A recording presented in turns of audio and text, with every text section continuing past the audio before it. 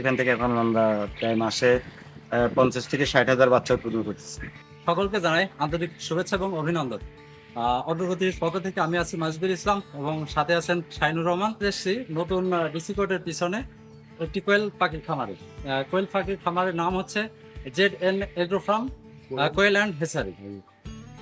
আজ আমরা কথা বলবো কোয়েল পাখির যে খামার, এই খামারের পরিচালক এবং প্রতিষ্ঠাতা শাহজালাল ভাই। তার সাথে আমরা পরিচিত হব এবং খামার সম্পর্কে সর্ব বিষয়ে জানবো। আজ আসলাম আপনার খামারে, দেখছি এবং শুনছি, আসলে খুবই ভালো লাগছে।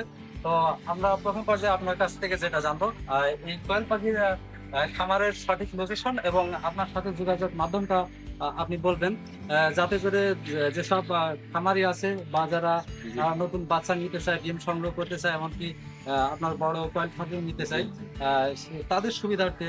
আমাদের লোকেশনটা হচ্ছে ঝিনাইদহ নতুন কোটের পিছনে বয়স্কুল গ্রাম। মৎস্য ভবনের সাইড দিয়ে সংলগ্ন যে রাস্তা, সেই রাস্তা দিয়ে নেমে আসলে ডান পাশে একদম কোটের পিছনে ঝিনাইদহ সদরের ভিতরে। যখন আপনি শুরু করেছিলেন, কি পাখি দ্বারা শুরু করেছেন এবং কতগুলো পাখি দিয়ে শুরু করেছিলেন? আমরা জাপানি জাতের যে পাখিটা ছিল সেটা দিয়ে শুরু করছিলাম। সেটা প্রথমে আমরা নিয়েছিলাম ১৩০০ পাখি। তখন তো মরগ মুরগি আমরা চিনি না, তো প্রথম দিকে ওইটা চিনতে বুঝি নাই। কিন্তু যখন ডিমে আসছে তখন এটা নিয়ে একটু বিড়ম্বনায় করছি যে পুরুষ পাখিগুলো সেল দেওয়া নিয়ে একটু ঝামেলা। তারপর তখন ওগুলো আস্তে আস্তে বুঝলাম যে আমাদের মেয়ে পাখিগুলাই আমাদের প্রয়োজন, যাদের ডিম করে। তো ডিমের জন্য আমরা চেষ্টা করলাম যে পুরুষটা বিক্রি করে দিয়ে ওখান থেকে ১৩০০ দিয়ে প্রথম শুরু করছি।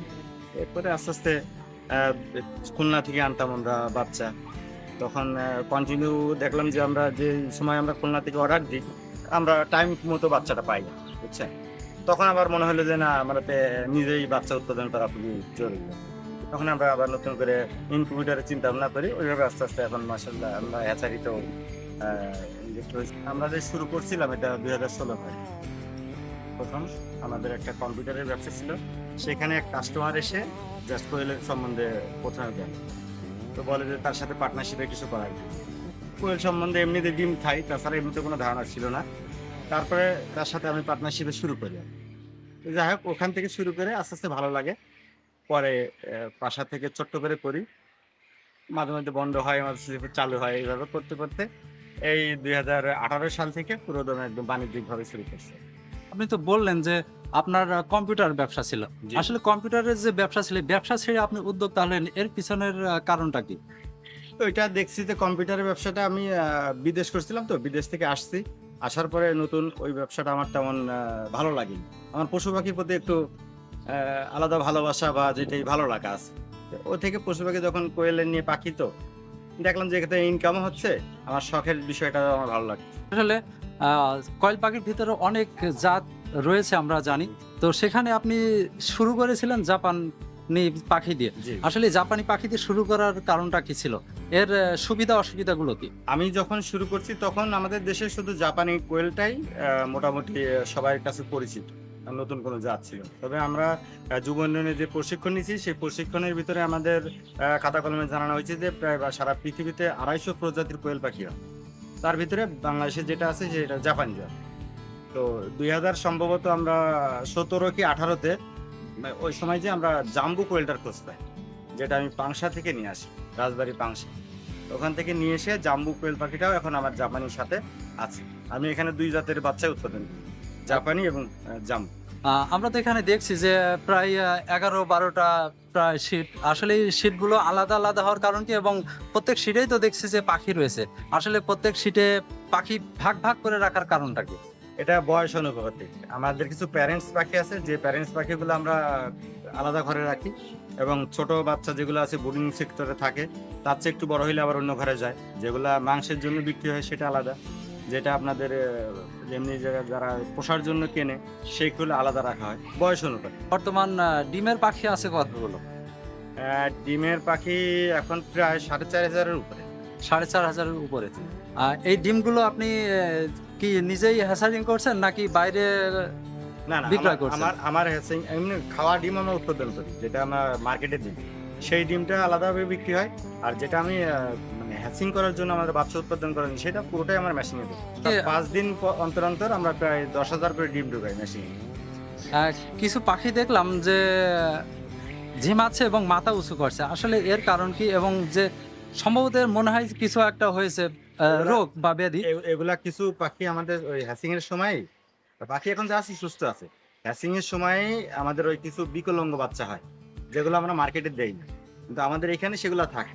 ওইভাবে আস্তে আস্তে অনেকগুলো এইভাবে বড় হয়, কোনোটার ঘাড় বেঁকা বা কোনোটার পা এরকম থাকে।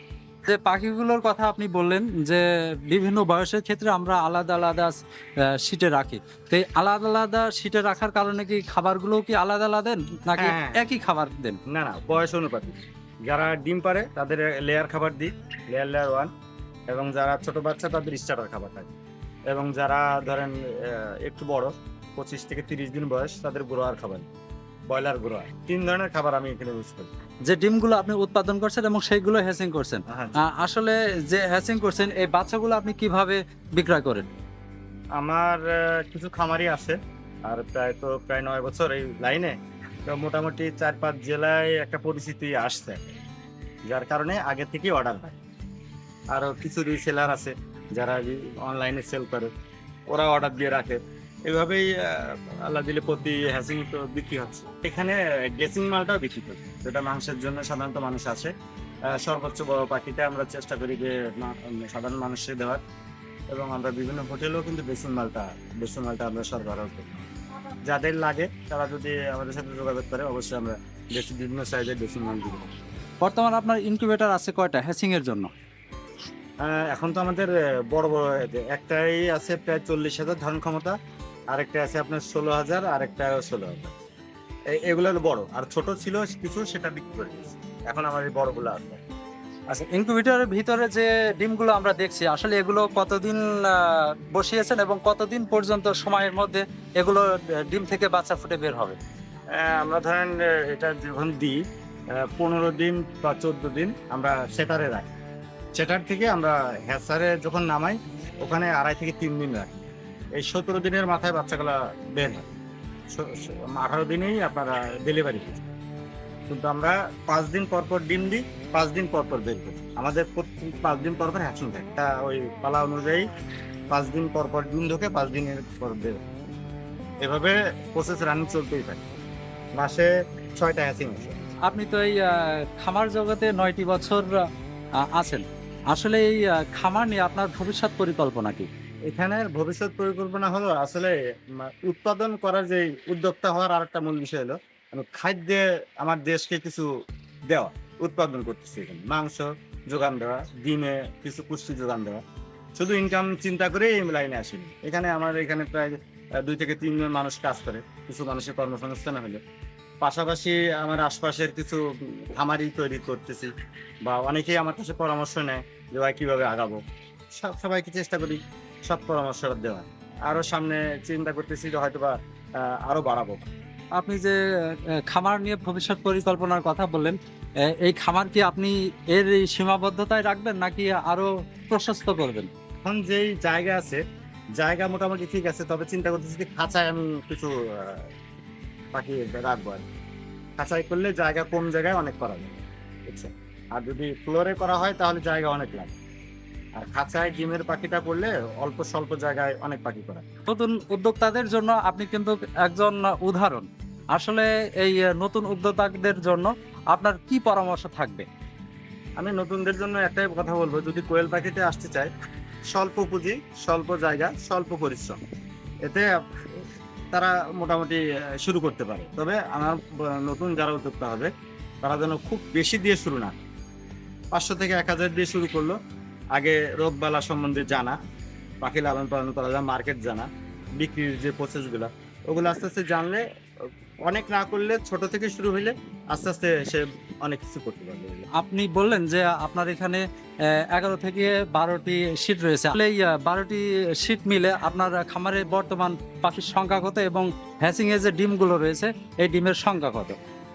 প্রায় 12,000 প্লাস মনে হয় পাখি আছে, 11 থেকে 12,000 ছোট বড় মিল, বুঝছেন?